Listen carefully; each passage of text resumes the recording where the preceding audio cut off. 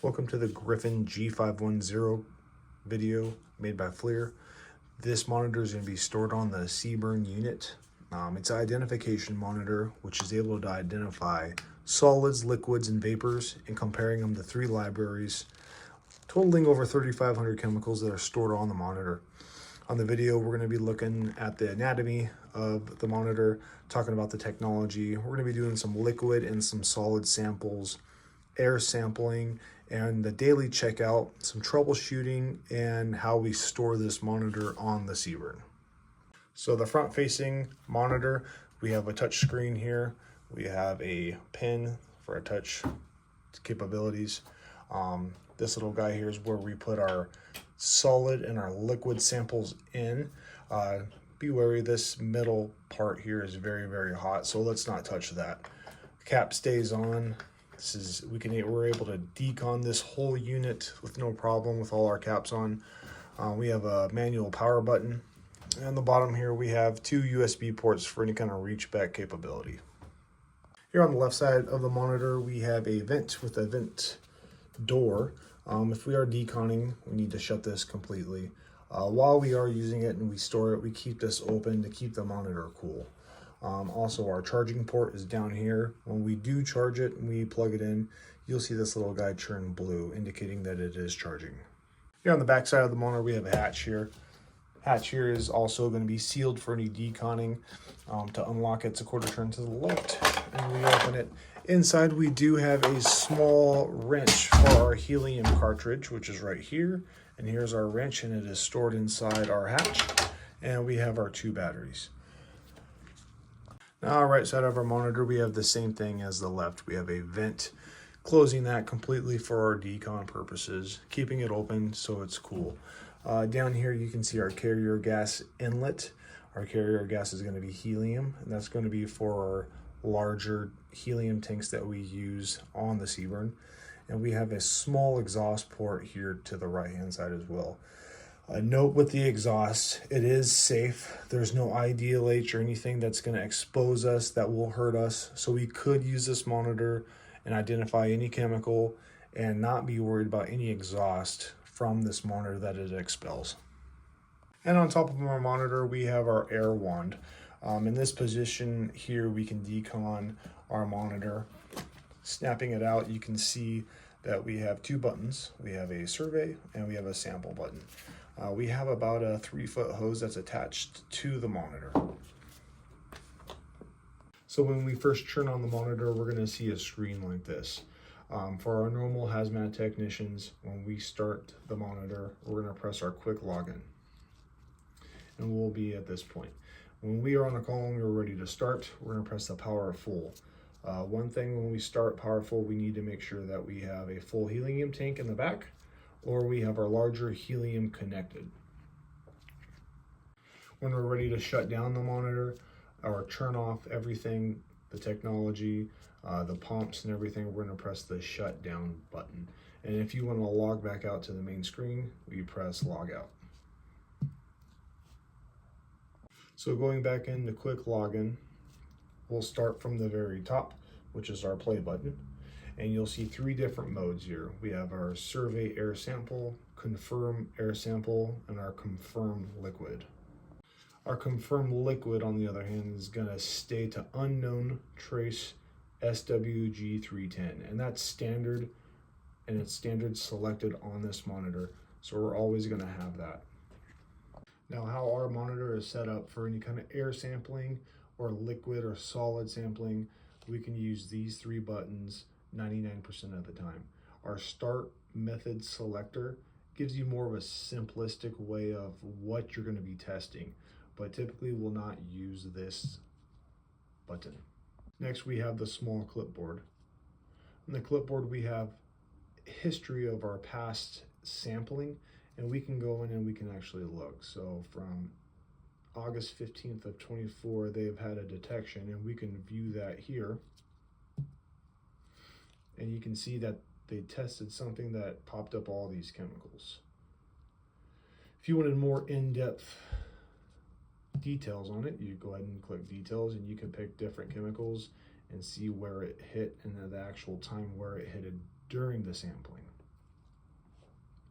Now, if there's any problems with our actual monitor, it's going to show up here on our stethoscope. So we'll have a small little colored button right here, usually going to be red, yellow, or green. Right now it's yellow because it's power down. If we had an issue, it's going to be red.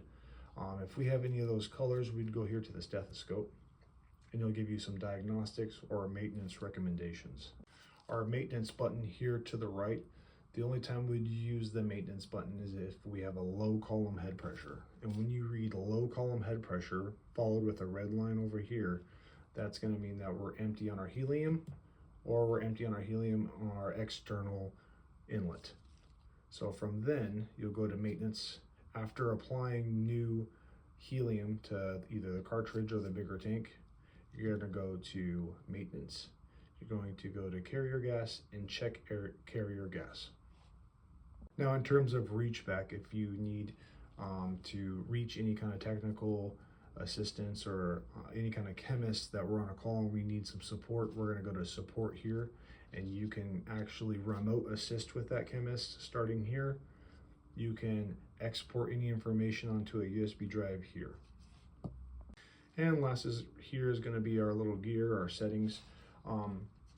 Good thing with the settings part is we have our training materials. So if we're on a call and we're sampling some kind of liquid or solid and you're not too sure what those steps were, they give you a video of actually how to set up your monitor and how to actually get your sample ready to inject into the monitor. Additionally, we have some quick reference guides and our operation manual if you are stuck and you need some more information.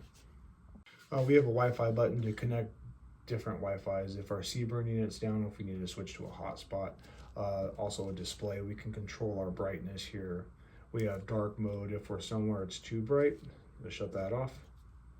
And also if we have our monitor at a particular angle where we can't see it, then we can go ahead and flip our screen. And going down to our power mode here, we have the capability of going to power full. Just make sure we have our helium attached and then we are full. Anytime we deploy the Griffin, we're going to have to grab our Griffin Go box, which is located in the CBurn. It looks like this case, and it's usually in this netting in the research area in the CBurn.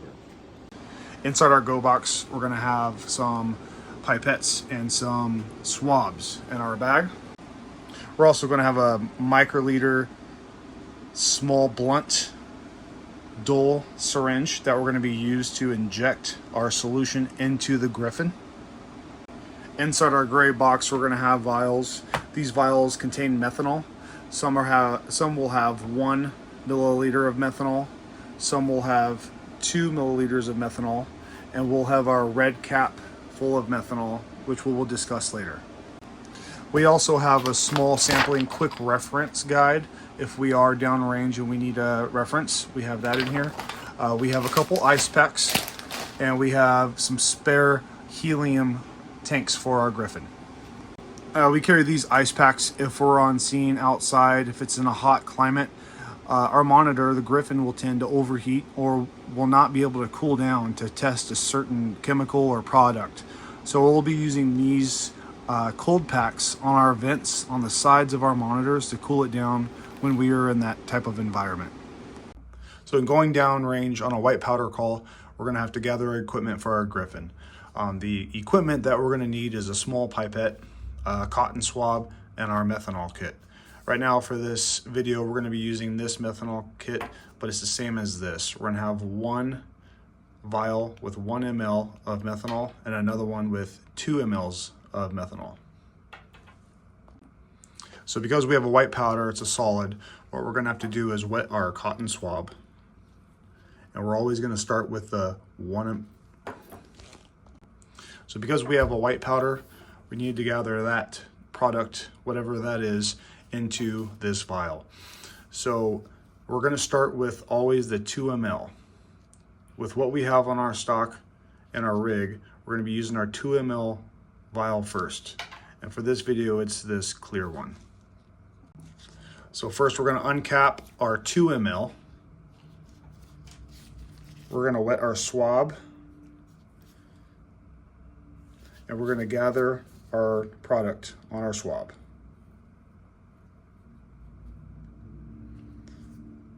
Now we're going to insert the swab back into the vial. We're going to break it off.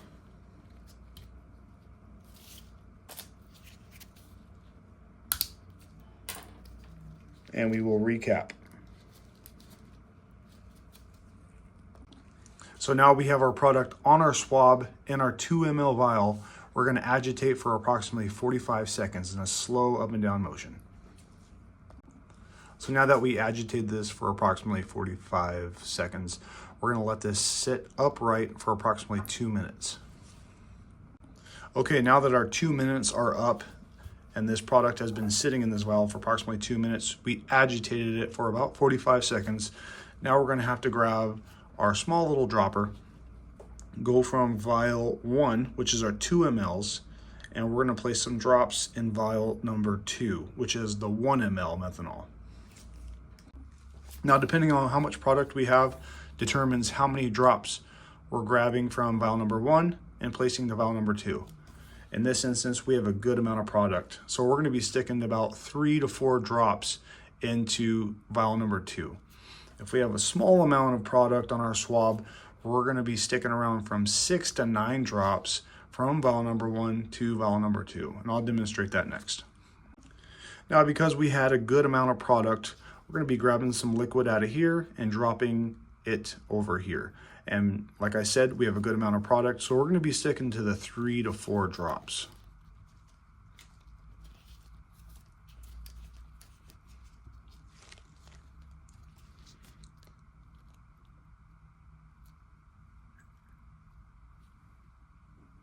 So we'll go 1, 2, 3, 4. At that time, we'll recap our vials.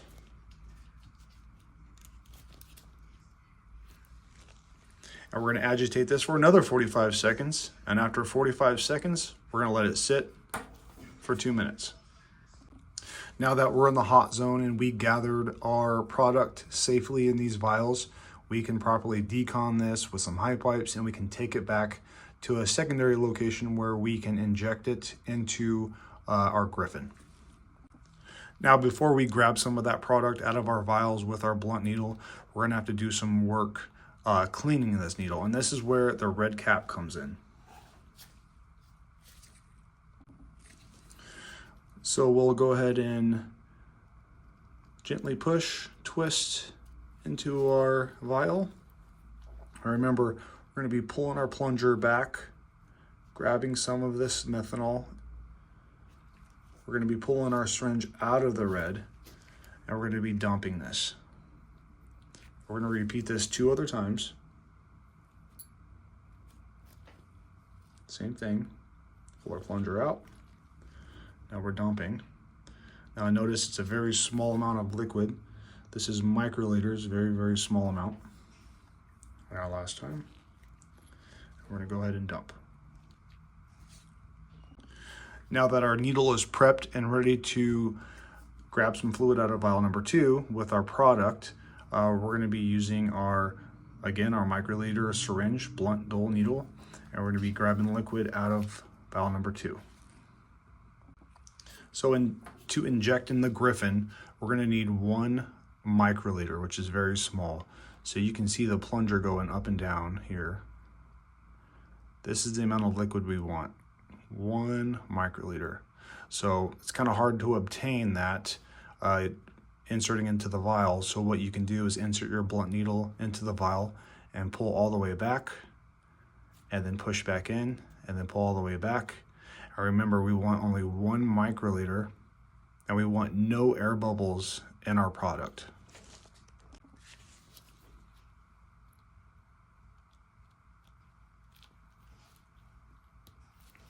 So insert it in the syringe.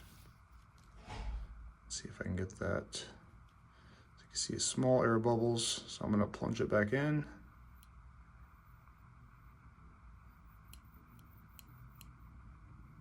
Okay, no air bubbles. And now we're at 1 microliter. Now we can remove this. Now we're ready to inject into our Griffin. Now if we're going down range and it's a liquid, we're going to repeat these steps. We're going to use our cotton swab. We're going to gather our material, We're going to place it in our vial number 1, which has the 2 milliliters of methanol, and repeat the steps all the way down to vial number 2 with the 1 milliliter of methanol. Now that we have our sample, we need to ensure that our Griffin is fully powered up. So I've already started our power up mode and we are ready to go. Now before we inject our fluid that we have in our blunt needle, we need to set up our Griffin. Again, we are powered up, we're in the ready position. We're gonna go to our play button here. We're gonna go to confirm liquid and press that once. Now take note of our source temperature, and here, sometimes that'd be too high or too low, and we would have to put our ice packs on this side and the other side over here. So we're gonna wait till our Griffin is ready for our injection. In this particular instance, we have our injector a bit too hot and it's starting to come down. And now we're still waiting to inject our sample. Now this screen will pop up. All right, now that we're ready to go, we have our syringe. We have 1 microliter of our product in our syringe, if you can see it, just about there. When we insert into the Griffin, right in the middle, all the way down, inject, push out, and start.